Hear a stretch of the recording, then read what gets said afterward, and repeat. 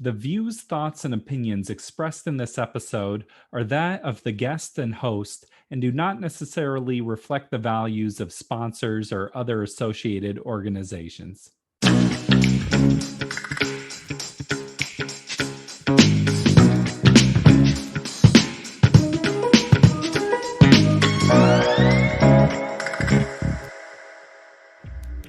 Welcome to the Parental Compass by Family Education and Support Services. I'm your host, Bobby Williams. Please leave us a review on Apple. We want this show to get out to as many people as possible, and you leaving a review makes a difference. Also, subscribe. Of course, subscribe to the show. Today we are talking about a serious topic, which is preventing sexual assault. Some of this conversation might be triggering to our audience, so I want to give you a fair warning going in. We are talking about prevention, how you can train your kids to be more safe, and what to do if something did happen to your child. Our guest today is Dr. Lisa Smith. Dr. Smith is an advocate, a professor of psychology with the University of Arizona Global Campus, and also a book author. She has created books for both children and adults. You can learn more about Dr. Smith's work by going to right2consent.com. That is spelled with the number 2, right2consent.com. Let's talk about it. Absolutely. That's why sex offenders are so successful, because they are undetected. And there's a lot of literature surrounding undetected sex offenders because we are the ones who keep them in darkness. We might know who they are, but we will not report. And since we won't report, that leaves other children and teens vulnerable. That's why I think it's important to talk about it on this show and other shows too. Can you explain what is grooming and what does grooming look like? Sure. So most of the time when we talk about grooming, we're talking about grooming of children. And that means, how do I gain a child's confidence? First, they're going to target the child. What child is most vulnerable? Which child doesn't receive a lot of attention, often off to the side, often by themselves, often alone? Which child needs attention? And attention is one of the easiest ways you can groom a child, by showing them affection, giving them hugs, giving them candy, giving them gifts. That's one way you can show them that they're special. And then the next part is to gain their trust and then isolate them. And see, isolation and withdrawing them from the larger community, society, family is one of the ways in which you ensure that secret keeping. And then the last, of course, is the secret keeping, right? How do we gain access to the child alone? And then the molestation of the body can happen. And so that's why I say that's so, people don't understand. We groom the family. The mother has to be comfortable leaving her child with the predator alone. The family has to know and trust the offender, right? They have to invite them into the home. They have to gain access through either siblings, right? Junior sex offenders usually come by the house very often. And so it's a family grooming. It's not just the child or the teen. Yeah, you got to get everyone's trust. Absolutely. And so the most important thing that parents need to know is that trust is built over time, right? And so they have to learn the family's routine. They have to know when that child will be alone or there won't be any family members around. You know, we had this term called latchkey kids. So you're saying it could be someone that the child is known for like years potentially. Absolutely. Absolutely. When I worked with youth in foster care, we had health and safety questions. And one of the questions we would ask them is, has anyone asked you to keep a secret? Excellent question. Love it. But some children, depending on the age, might think that the secret keeping is about a birthday Yeah, coming up there's a difference or a from a big gift. surprise and a secret, right? Absolutely, absolutely. And so oftentimes we might just shape that a little by saying, um, has someone asked you to keep a secret about touching your body Mhm. or touching you in ways that you might feel uncomfortable? Are there warning signs that families should look out for, or how do you prevent something like this before it happens? Well, I'm going to start with the warning signs and then I'm going to move to prevention. So, with warning signs, usually that child becomes withdrawn. They get depressed. They don't like to play. They don't want you touching their body. They don't want to show you their body. They scoot away when you try to hug them. So, you're going to see it in the body and them wanting comfort from you, right? They'll become sullen and quiet and change their routine. Or there are those who act out completely. They scream, they yell, they feel as if they're not being heard. They start acting out and throwing things. It's like a temper tantrum, but those temper tantrums become more frequent. And so that's a way of the child saying something has happened to me. I don't might not have the words for it, and this is the way I'm expressing it. And hopefully, if you're able to ask the right questions, then I may tell you. Right? When we talk about prevention, prevention is really, are we going to be proactive or reactive? Because remember, as parents, we are trying to um, keep that child safe from 0 to 18, right? Prevention works like this. You talk about body boundaries. There are loads of books on body boundaries. And then you talk about scenarios in which a child might find themselves being shown porn, right? Sometimes it starts as simple as pornography being shown to a child by an adult or another child, right? And so you give them the potentiality for these scenarios. You won't find these scenarios in the children's books that we read, right?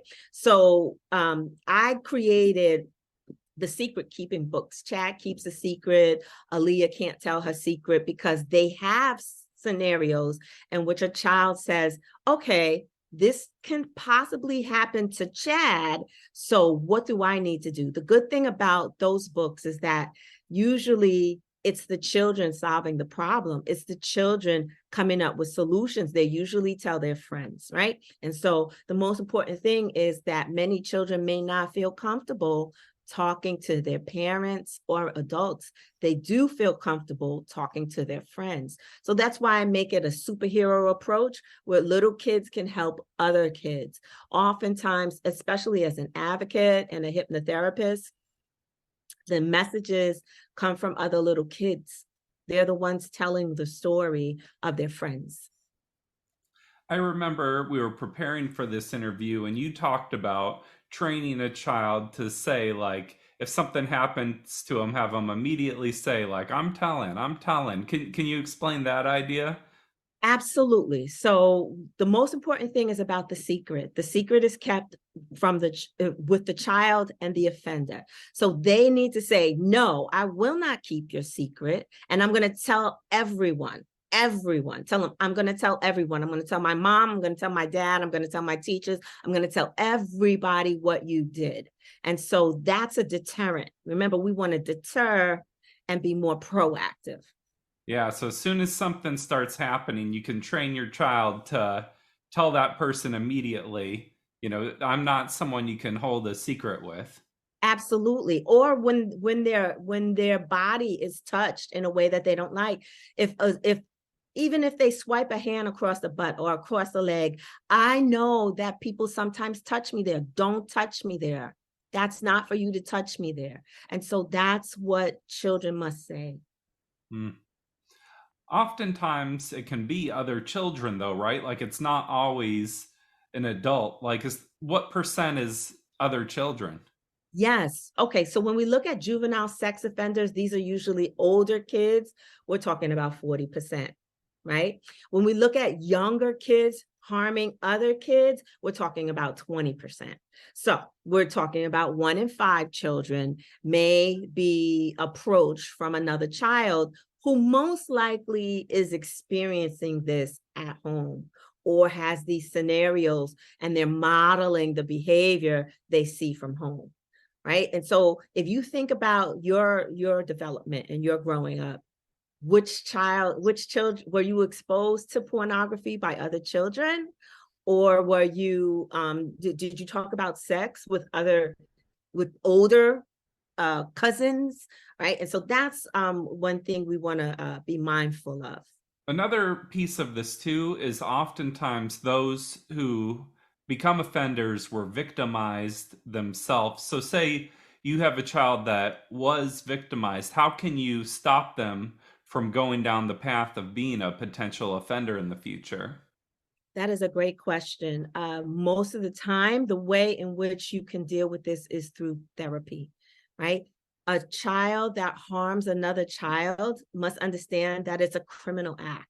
So when parents ignore the fact that their child is engaging in criminal practices, it only makes them more vulnerable for jail time, for criminal records, right? So if you know that that wasn't your child's intent, that they were using curiosity, because oftentimes juvenile sex offenders are curious and they're using vulnerable, usually underage kids, prepubescent kids as methods for their curiosity, playing out their curiosity. So one of the main misconceptions is that because they're juvenile sex offenders, they'll grow up to be sex offenders. That's not the case. I just want to make that clear. However, it is vital that if you're a parent and your child has done something like this, or your teen has done something to harm another child, the best thing you can do is therapy, right? It's up to the parents where the child has been harmed to report it. But the best thing you can do and the best cases you can make is that my child is in therapy and getting the help they need so they don't harm other children. When you talk about trauma or something like you were in a car accident or something really extreme happened, they always advocate like get in therapy right away. Like don't wait a month or something, like as soon as you can get in therapy. Is that true for this kind of situation too?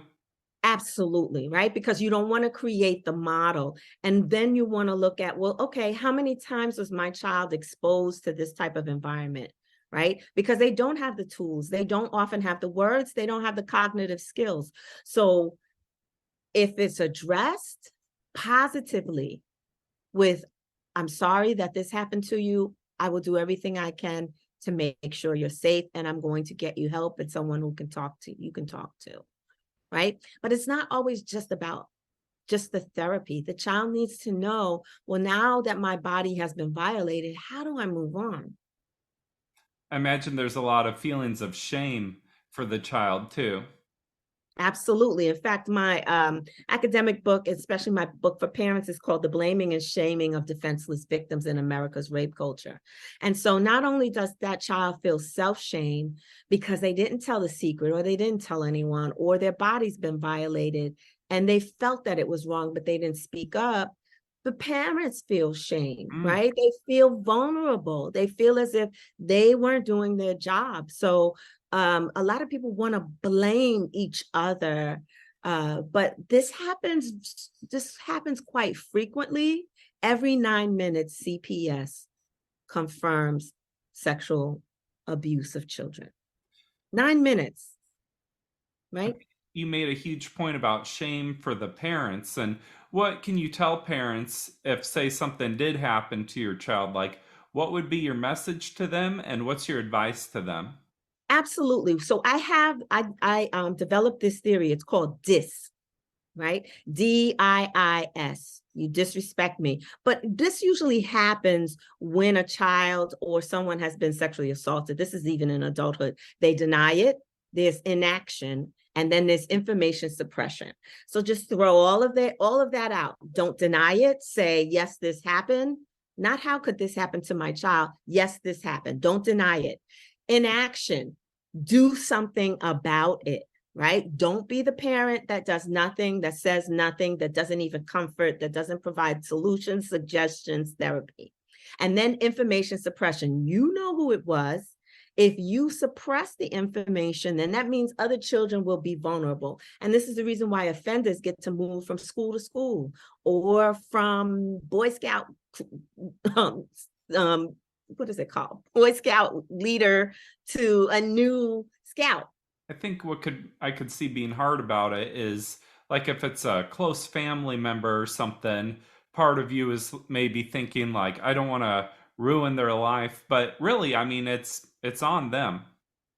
Right. And so let's say this happens in a family and it's a father.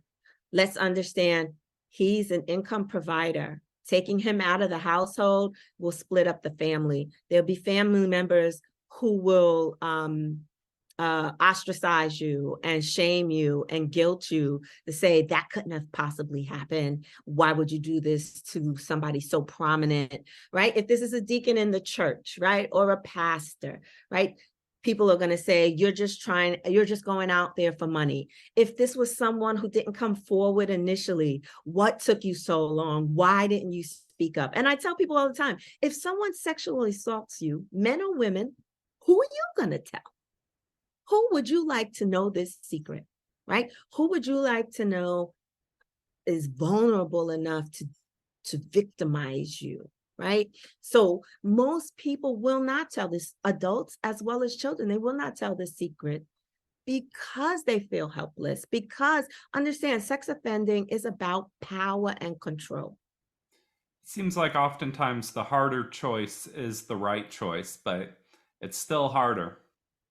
It is. And many people don't want to be the poster child for this happened to my daughter, this happened to my son, right? In fact, many people want to shrink into society and hide when things like this happen. And so that doesn't affect the community as a whole, right?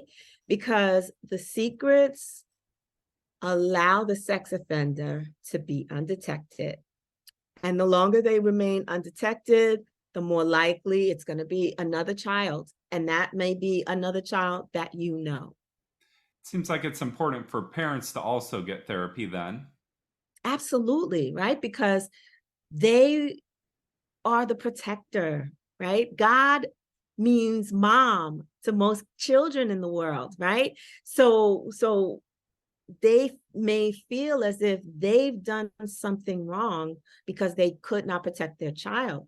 But understand an offender's mind. Their goal is to make you comfortable, right? Their goal is to get you to trust them. And their goal is to isolate your child from others so that the sex offending can happen, so that the criminality can happen, right?